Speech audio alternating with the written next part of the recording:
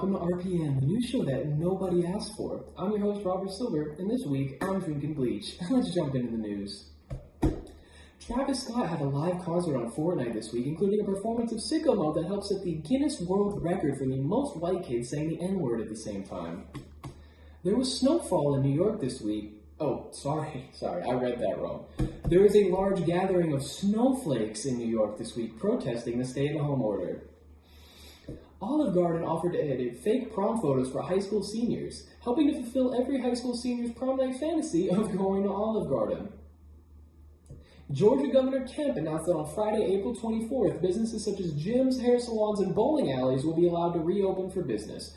I can't think of any worse places to go during a pandemic than a bowling alley or a gym. There's no way either place is properly sanitized. Gyms just put out wet rags and tell people to wipe stuff down when they're done with it. And how often do you actually see people do that? In bowling alleys, no bowling alley has been cleaned since the 70s, and everyone sticks their fingers in the same holes of the bowling balls that have never once been cleaned, and no one thinks twice about it. Imagine going to the lanes and bowling a score that's less than the temperature you're going to have after you contract the virus. They say give me liberty or give me death, but it seems like a lot of people want both right now. Alright, here to talk about something a little more lighthearted. Robbie Silber.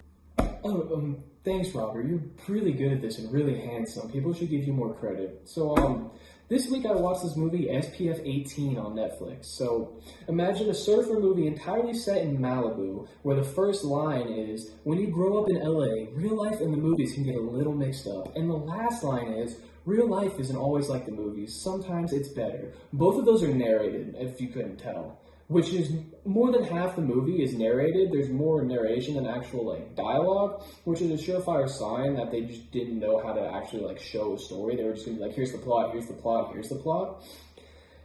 There's only one redeeming quality of the entire movie, and that's Keanu Reeves is in it for 2 lines. One of them is a voiceover when he's leaving them the mansion that they get to stay on for the summer on the beach, and the second he just comes back at the end because of course he does.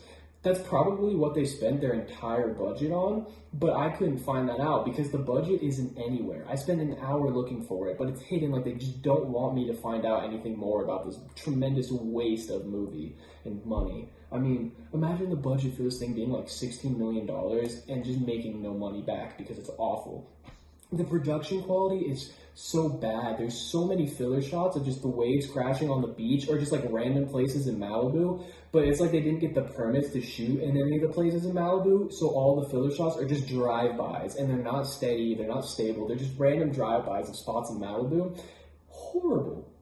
And also Molly Ringwald is in it, and I still am trying to figure out why. They must have cut her 80% of the budget for her to be in the movie in a pretty major role. And it just doesn't make any sense. And none of the jokes are funny, and the acting is terrible. They get to the mansion, and one of the girls this is exactly how she does it. Somebody call a doctor, because this house is sick. That's it. No, inflections, no emphasis, not even trying. She just phoned it in. First of all, the joke is fucking awful. That's not funny at all. I think that's been a joke since, 2008.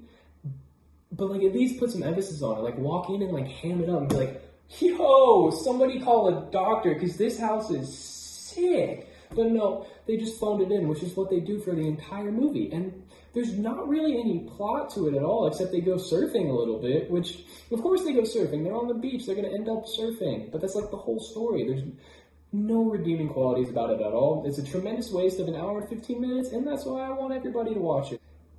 Thanks, Robbie. That was really good, and man, you're handsome. Ooh, smoke show.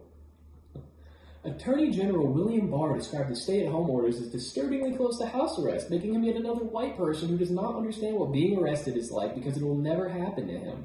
All the white people who are complaining about it right now just sound like Prison Mike. An Australian woman who won the lottery jackpot said the ticket spent 4 months at the bottom of her purse. Coincidentally, I also hit the jackpot when I found a Cliff Bar at the bottom of my backpack yesterday.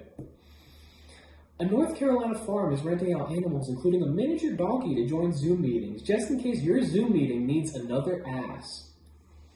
The FDA commissioner had to warn people not to inject themselves with disinfectant this week after the president said it could be looked into as a cure. Next thing you know, they're going to tell us not to eat Tide Pods, but rather to take them as a suppository as a cure. And that's all for this episode. From everyone here at RPN, I'm Robbie Silber. Stay home, stay safe, and please like and subscribe to my channel. I'm very desperate for validation. Thank you, good night.